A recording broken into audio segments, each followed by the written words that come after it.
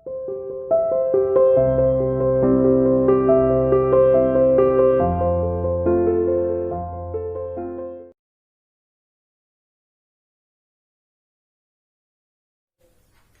dear student, welcome to C International School online classes. Dear plus 2 commerce class, today we will discuss about unit 5.2 organization structure. इससे पहले हम discuss कर चुके हैं organising क्या है, उसकी प्रोसेस क्या है.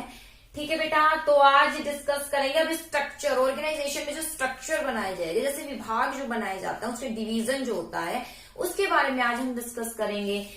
तो फर्स्ट ऑफ ऑल आता है ऑर्गेनाइजेशन स्ट्रक्चर क्या है.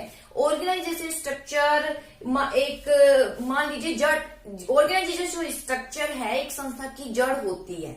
अगर वो ही ढीली है, इट मीन्स वो मजबूत नहीं है, तो एक संस्था गिर जाएगी, संस्था सफल कभी नहीं हो पाएगी. तो स्ट्रक्चर का ध्यान रखना बहुत ज्यादा जरूरी है. मान लीजिए कोई संस्था एक से ज्यादा प्रोडक्ट बना रही है जो सिमिलर उनकी मैन्युफैक्चरिंग नहीं है, सबका अलग अलग मार्केट है, तो बेटा वहां पर उसे दोनों का ही सेटअप अलग करना ही पड़ेगा.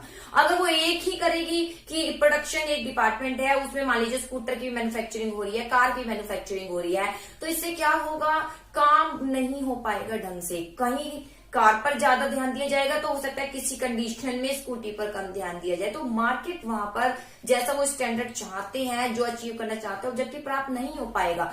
तो वहां पर एक स्ट्रक्चर उन्होंने सही नहीं बैठाया, इसलिए संस्था असफलता की ओर गिरती जाएगी. इसलिए स्ट्रक्चर का बनाना बहुत ज्यादा जो है महत्वपूर्ण रखता है ऑर्गेनाइजिंग में. चलिए देखिए ऑर्गेनाइजेशन स्ट्रक्चर क्या है. It refer to that framework है, ये वह फ्रेमवर्क है यानी ढांचा है. ठीक है, जो संस्था एक खड़ी हुई है, इस संस्था में क्या है, कितने पार्ट्स में डिवाइड है, क्या डिपार्टमेंट है, सब ये ऑर्गेनाइजेशन स्ट्रक्चर विभाग हो गया, एक ढांचा दे दिया. Within which all managerial and non managerial task are perform, जहां पर मैनेजरियल और नॉन मैनेजरियल टास्क क्या किए जाते हैं, परफॉर्म किए जाते हैं. सबसे पहले इसमें आता है बेटा स्ट्रक्चर दो ही होता है, या तो फंक्शनल होता है या डिविजनल होता है. ठीक है, या तो फंक्शनल है, divisional.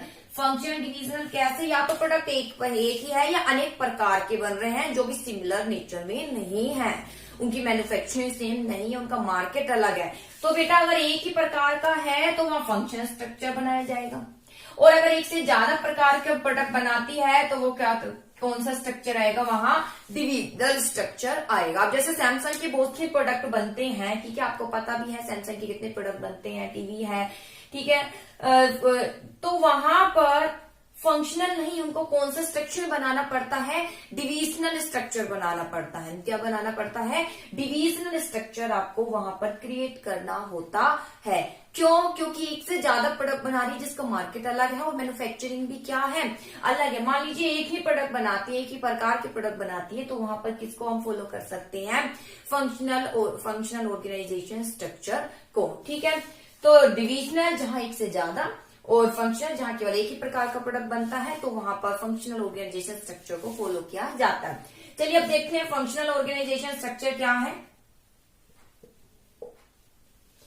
It refer to the division of the whole enterprise according to major activity to be perform by ए.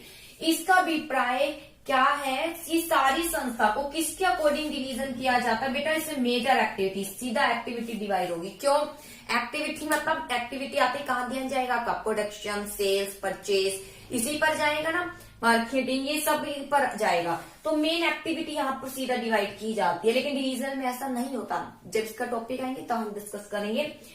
तो फंक्शनल ऑर्गेनाइजेशन स्ट्रक्चर में क्या होता है, सीधा एक्टिविटी डिवाइड की जाती है जिसके आधार पर आपको परफॉर्मेंस देना है, जिसके आधार पर व्यक्ति कार्य करेगा. तो इसे कहते हैं functional structure. It refer to division of whole enterprise, पूरी एंटरप्राइज को मेजर एक्टिविटी के आधार पर डिवाइड किया जाता है. ध्यान दीजिएगा, मेजर एक्टिविटी के आधार पर डिवाइड किया जाता है. डिविजनल में डिवीजन ही बना दिया जाता है. मेजर प्रोडक्ट, वहां प्रोडक्ट आएगा, प्रोडक्ट को ही बांट दिया जाता है. जैसे स्कूटर है और कार है तो प्रोडक्ट बांट दिया जाएगा. यहाँ पर केवल स्कूटर ही है फंक्शनल में, कार की कोई बात नहीं की गई है, एक स्कूटर का ही मैन्युफैक्चरिंग की जाएगी. तो इस सीधी इसकी एक्टिविटी बांटी जाएगी. कौन कौन सी एक्टिविटी, जैसे परचेज है, सेल्स है, ठीक है, तो ये सब एक्टिविटी डिवाइड की जाएगी. जैसे फंक्शनल में क्या होगा, सीधा फंक्शनल ऑर्गेनाइजेशन स्ट्रक्चर है, मान लीजिए स्कूटर ही बना रही है, तो सीधा क्या बनेगी इसकी एक्टिविटी। एक्टिविटी मतलब स्कूटर बनाने के लिए क्या क्या करना पड़ेगा, परचेजिंग का कार्य करना पड़ेगा, सेल्स का कार्य करना पड़ेगा, फाइनेंस का कार्य करना पड़ेगा, तो बहुत से कार्य करने पड़ेंगे। तो ये सीधा एक्टिविटी डिवाइड होगी, ये सीधा एक डिपार्टमेंट बन जाएंगे, तो वो बनाया जाएगा फंक्शन ऑर्गेनाइजेशन स्ट्रक्चर। तो इसके एडवांटेज क्या मिलेगा बेटा, एडवांटेज ये होगा बेनिफिट ऑफ स्पेशलाइजेशन, क्योंकि प्रोडक्ट बांट दी, क्योंकि एक्टिविटी बांट दी है, परचेज डिपार्टमेंट परचेज का ही कार्य करेगा कि परचेज करना रॉ मटेरियल, मैन्युफैक्चरिंग पार्ट, तो उसी का ही कार्य करेगा। परचेज वाला सेल्स का कोई कार्य नहीं करेगा और ना ही फाइनेंस का कार्य करेगा। ऐसे ही मान लीजिए प्रोडक्शन, परचेज है, प्रोडक्शन है, और भी बहुत से डिपार्टमेंट है। रिसर्च आप डिपार्टमेंट बता ही चुकी थी, HRM भी होता है। तो प्रोडक्शन डिपार्टमेंट है कि प्रोडक्शन का कार्य करेगा, उसका फाइनेंस से कोई लेना देना नहीं होगा, वो अपने ही कार्य को देखेगा। तो इससे स्पेशलाइजेशन के लाभ प्राप्त होंगे। अगला आता है कोऑर्डिनेशन एस्टैब्लिश, फंक्शनल है। यहाँ पर सभी को पता है एक डिपार्टमेंट दूसरे डिपार्टमेंट से क्या है, निर्भर है। तो एक डिपार्टमेंट को दूसरे डिपार्टमेंट के साथ क्या बैठाना पड़ता है, यहाँ कोऑर्डिनेशन, क्या बैठाना पड़ता है, कोऑर्डिनेशन। ठीक है, क्योंकि यहाँ तो टॉप लेवल है, सीधा यहाँ बता ही देता है कि इतने डिपार्टमेंट बनाए गए हैं और यार डिपार्टमेंट एक दूसरे पर निर्भर है, इनकी सफलता का आधार एक दूसरे के साथ मिलना ही है। तो कोऑर्डिनेशन बनाने की कोशिश की जाती है यहाँ पर। मैनेजरियल एफिशिएंसी इंक्रीज, जब कोऑर्डिनेशन बनेगा, सब मिलकर काम करेंगे, तो एफिशिएंसी भी क्या होगी, इंक्रीज। क्योंकि सीधी सी बात है, स्कूटर की मैन्युफैक्चरिंग करनी है आपको, कार का कोई देखने नहीं करना।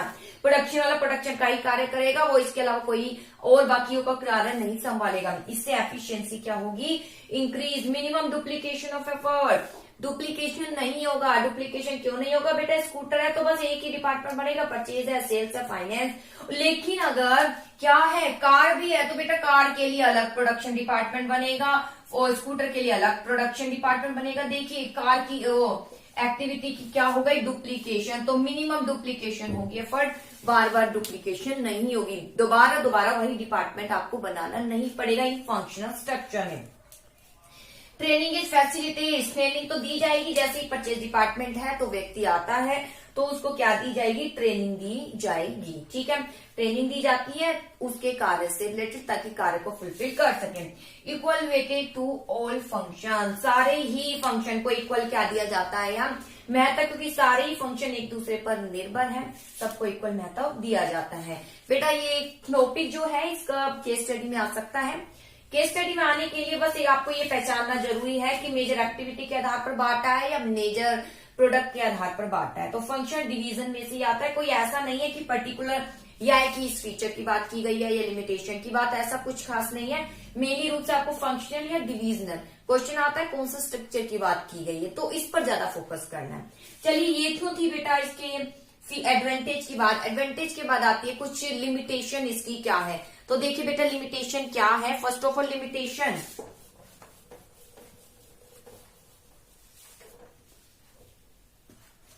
Ignorance of organisation structure. ठीक है, क्या होता है, ये सारे डिपार्टमेंट परचेज है, सेल्स है, प्रोडक्शन है, फाइनेंस है, तो सब अपने ही क्या करना चाहते हैं, सब अपने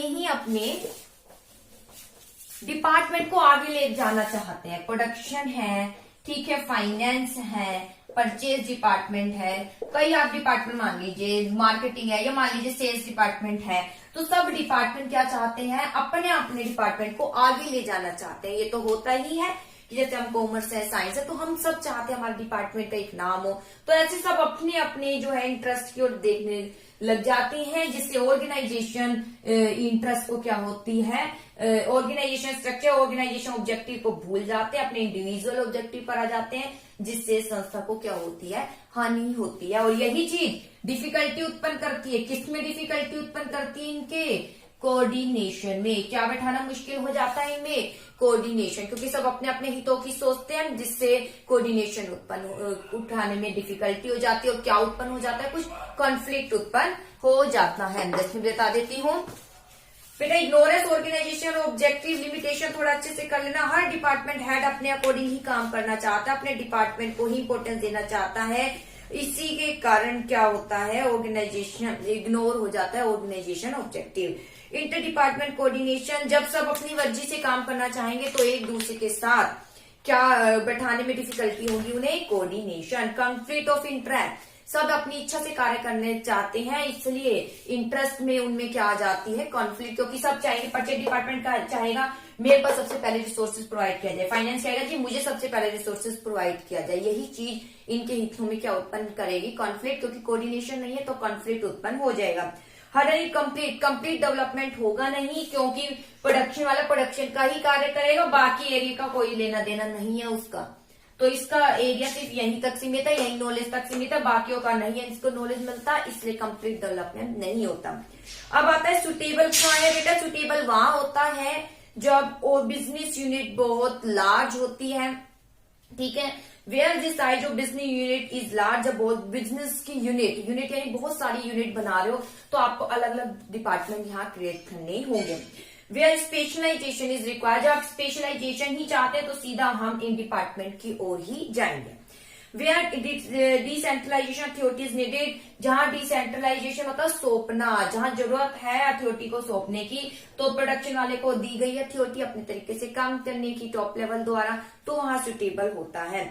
मेनली जहां केवल एक प्रोडक्ट ही बनाया जाता है वहां सुटेबल होता है। मेन लाइन तो ये, जहां केवल एक प्रोडक्ट बनाया जाता है, जहां स्पेशलाइजेशन का लाभ प्राप्त कराया जाता है, जहां पर बिजनेस की यूनिट यानी जो बना रही है यूनिट बहुत ज्यादा बनाई जाती है, जहां पर स्पेशलाइजेशन की जरूरत है, और जहां पर अथॉरिटी दी जाती है वहां पर फंक्शन स्ट्रक्चर क्या होता है? सुटेबल। तो जहां पे स्पेशलाइजेशन आप चाहते हैं, ठीक है, जहां पर अथॉरिटी का डिसेंट्रलाइजेशन होगा तो वहां फंक्शनल ज्यादा बेटर करेगा। जहां mainly one product, main line जहां वन प्रोडक्ट बनाया जाएगा वहां पर कौन सा स्ट्रक्चर फॉलो करना पड़ेगा? आपको फंक्शनल स्ट्रक्चर फॉलो करना पड़ेगा। तो आई होप आपको टॉपिक क्लियर हो गया होगा। इसके बाद आता है डिविजनल ऑर्गेनाइजेशन स्ट्रक्चर। क्या है? तो डिविजनल ऑर्गेनाइजेशन स्ट्रक्चर जिसमें प्रोडक्ट सीधी एक्टिविटी डिवाइड नहीं की जाती है, जिसमें संस्था को डिवाइड सीधा किया जाता है उसके किसके आधार पर? प्रोडक्ट के आधार पर। सीधा किसके आधार पर डिवाइड किया जाता है? प्रोडक्ट के आधार पर। मान लीजिए स्कूटर है और कार है, सीधा सबसे पहले क्या डिवाइड होगा? एक्टिविटी डिवाइड नहीं होगी, ये डिवीजन ही डिवाइड हो जाएगा, यानी एक डिविजनल हेड बनेगा। एक डिवीजन स्कूटर का आ जाएगा, एक डिवीजन किसका आ जाएगा? कार का। उसके बाद डिवाइड होगा क्या? प्रोडक्ट डिवाइड होने के बाद डिवाइड होगी एक्टिविटी जैसे प्रोडक्शन है, सेल्स है, ठीक है, सेल्स है, फाइनेंस है, ऐसे इसका अलग प्रोडक्शन है, सेल्स है, फाइनेंस है, ये सब डिवाइड हो जाएंगे। तो ये है बेटा ऑर्गेनाइजेशनल स्ट्रक्चर। तो बेटा इसकी मैं बता देती हूँ ऑर्गेनाइजेशन मीनिंग मैंने बता ही दिया। इट रिफर टू डिवीजन, सारी इंटरप्राइज को उनके प्रोडक्ट के आधार पर डिवाइड कर दिया जाता है। और पीछे क्या था? उसकी एक्टिविटी के आधार पर। तो एडवांटेज क्या होता है? Development of divisional head. यहाँ जो ये स्कूटर का अलग डिवीजन है और कार का अलग डिवीजन है, तो ये जो डिवीजन है इसका एक हेड बनाया जाएगा जिसमें बोलेंगे डिविजनल हेड। तो डिवीजन हेड का क्या होता है? Complete development. क्यों? ये जो डिविजनल हेड है ये स्कूटर का प्रोडक्शन डिपार्टमेंट, सेल्स है, फाइनेंस है, ठीक है, परचेज डिपार्टमेंट है, सभी पर ध्यान देगा, सबको देखेगा। ऐसे ही डिविजनल हेड जो कार का है वो प्रोडक्शन है, सेल्स है, फाइनेंस है, परचेज डिपार्टमेंट है, सब पर ध्यान देगा, इसलिए कंप्लीट डेवलपमेंट हो जाता है। दूसरा divisional result can be assess. Result को आप असेस कर सकते हो क्योंकि डिविजनल हेड बना दिया गया है। अगर डिविजनल हेड की जिम्मेदारी है वो स्कूटर की मार्केट को इंक्रीज करें, ऐसे ही कार के डिविजनल हेड की जिम्मेदारी है कि वो कार के मार्केट शेयर को क्या करे? इंक्रीज करे। इससे पता चल जाएगा कि स्कूटर आगे है या फिर कार आगे है, कौन सा हेड अपने इस डिवीजन को आगे ले जा रहा है। तो अंतर हम यहाँ कर सकते हैं। ऐसा उसमें संबंध नहीं था। क्विक डिसीजन मेकिंग, क्योंकि स्कूटर वाले को केवल स्कूटर से रिलेटेड ही कार्य करना है, कार वाले को कार से डिसीजन जल्दी लिए जाते हैं। कार का स्कूटर से कोई रिलेशन नहीं, स्कूटर का कार से, उसकी जैसे कोई प्रॉब्लम हो। इजी एक्सपेंशन इजिली कर सकते हो कि यहाँ स्कूटर का अगर मान लीजिए मार्केट शेयर इंक्रीज हो रहा है तो इजीली आप क्या कर सकते हो? एक्सपेंशन कर सकते हो। या स्कूटर है, कार है, वॉशिंग मशीन और आप बनाना चाह रहे हो तो और आप डिपार्टमेंट बनाकर इजीली संस्था का क्या कर सकते हैं? विस्तार कर सकते हैं। एक और डिवीजन वहां हेड बना दिया जाएगा। अब आती लिमिटेशन क्या है? कॉन्फ्लिक्ट बिटवीन, वहां पर तो डिपार्टमेंटल हेड में कॉन्फ्लिक्ट था, यहाँ किस में बना रहेगा? डिविजनल हेड, क्योंकि डिविजनल हेड बना दिए गए हैं। ये स्कूटर का डिविजनल हेड चाहेगा मेरा डिपार्टमेंट आगे हो, कार का डिविजनल हेड चाहेगा मेरा डिपार्टमेंट आगे हो। तो यही बात उनमें क्या उत्पन्न करेगी, कॉन्फ्लिक्ट, डुप्लीकेशन तो होगा, क्योंकि यहां भी देखो संस्था तो एक ही है, संस्था एक ही है, ब्रांड एक ही है, लेकिन उसके जो प्रोडक्ट है वो अलग अलग है। इसलिए अलग अलग होने के कारण प्रोडक्शन डिपार्टमेंट यहाँ भी बनाया गया, प्रोडक्शन डिपार्टमेंट कहाँ भी बनाया गया है, यहाँ भी। जैसे सैमसंग है तो सैमसंग के आपको पता है कितने प्रकार के प्रोडक्ट बनते हैं, तो इसी के अकॉर्डिंग उसके क्या बनते हैं, डिवीजन बनते हैं। जैसे सैमसंग तो एक ब्रांड हो गया, लेकिन उसके प्रोडक्ट अनेक हो जाते हैं, इसलिए उनके डिवीजन हेड क्या होते हैं, सबके अलग अलग होते हैं। सेल्फिश एटीट्यूड, सेल्फिश एटीट्यूड क्योंकि हर डिवीजन चाहता है हमारे पास रिसोर्सेज सबसे पहले आए, तो इस तरीके से वो अपना सेल्फिश एटीट्यूड दिखाता है। अब आता है सुटेबिलिटी का है। सुटेबिलिटी वहां है जब एक से ज्यादा प्रोडक्ट बन रहे हैं। पीछे वाले में क्या था, केवल एक प्रोडक्ट बन रहे हैं, जहां पर दोनों ही प्रोडक्ट की मैन्युफैक्चरिंग टेक्नोलॉजी सब अलग है, तब हमें डिविजनल यूज करना पड़ेगा। जहां साइज रियल में बहुत बड़ा है और हमें डिविजनल हेड बनाने ही पड़ेंगे, दोनों के अलग अलग। अब आता है अंतर क्या है, तो अंतर बेटा सबसे पहले फॉर्मेशन, फंक्शन में सबसे पहले कार्य बांटा जाता है, तो कार्य के आधार पर डिवाइड, और डिविजनल में प्रोडक्ट के आधार पर डिवाइड किया जाता है।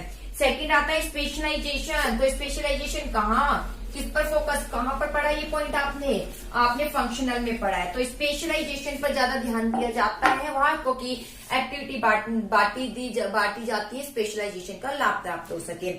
और स्पेशलाइजेशन वहां जॉब पर मिलता है, फंक्शनल में स्पेशलाइजेशन किस पर मिलता है, जॉब पर मिलता है, क्योंकि यहाँ पर सीधा कार्य ही वर्क डिवाइड कर दिया जाता है, इसलिए स्पेशलाइजेशन जॉब पर मिलता है। और यहाँ प्रोडक्ट डिवाइड कर दिया जाता है, इसलिए स्पेशलाइजेशन किस में मिलता है, प्रोडक्ट में, वो डिविजनल हेड का। थर्ड आता है रिस्पॉन्सिबिलिटी। रिस्पॉन्सिबिलिटी क्या है, इट्स कम्बरसम एडसेंटे डिपार्टमेंटल रिस्पॉन्सिबिलिटी। यहाँ पर एडवर्स रिजल्ट के लिए जिम्मेदार ठहराना बहुत ही मुश्किल है, लेकिन यहाँ एडवर्स रिजल्ट के लिए जिम्मेदार रिस्पॉन्सिबिलिटी का अकाउंटेबिलिटी उत्पन्न हो जाती है।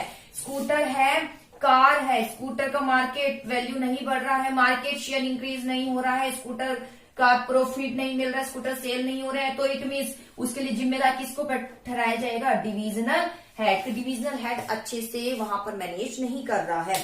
वही डिविजनल हेड में निश्चित किया जा सकता है, फंक्शन मैनेज उसमें डिविजनल हेड नहीं होता तो वहां डिफिकल्ट हो जाती है। मैनेजीरियल डेवलपमेंट, तो बेटा मैनेजीरियल डेवलपमेंट तो यहाँ केवल कुछ स्पेसिफिक जॉब में ही मिलती है, कार्य है प्रोडक्शन वाले को प्रोडक्शन का ही रहेगा, डिविजनल हेड नहीं है। यहाँ पर डेवलपमेंट होता है, डिविजनल जो हेड है, स्कूटर वाले हेड है, वो प्रोडक्शन डिपार्टमेंट, सेल्स है, ठीक है, फाइनेंस है, परचेज है, सब पर ध्यान देता है। अब आती है कॉस्ट क्या है, यहाँ पर कोई डुप्लीकेशन नहीं है, केवल एक एक ही डिपार्टमेंट है, यहाँ एक जैसे अनेक डिपार्टमेंट, प्रोडक्ट के दो दो डिपार्टमेंट बनाए गए, स्कूटर का अलग, कार का अलग, तो यहाँ पर आप कह सकते हो कॉस्ट ज्यादा है। कोऑर्डिनेशन, यहाँ पर सारे डिपार्टमेंट अपने अकॉर्डिंग काम करना चाहते हैं, क्योंकि डिपार्टमेंट ही बढ़ते हैं सीधा, तो डिफिकल्ट हो जाता है। यहाँ पर डिविजनल हेड आता है तो वो सब पर कंट्रोल कर लेता है, तो कहीं ना कहीं कोऑर्डिनेशन बैठाना या क्या हो जाता है, इजी हो जाता है। अब अपना है सुटेबिलिटी कहाँ है, जहां पर एक प्रोडक्ट है वहां पर जो फंक्शनल स्ट्रक्चर है सुटेबल होगा। डिविजनल जहां पर एक से मोर देन वन प्रोडक्ट, एक से ज्यादा प्रोडक्ट है तो वहां कौन सुटेबल होगा, डिविजनल स्ट्रक्चर। तो बेटा आई होप टॉपिक क्लियर हो गया होगा, इस लेसन को अच्छे से जरूर कीजिएगा, ठीक है, ओके।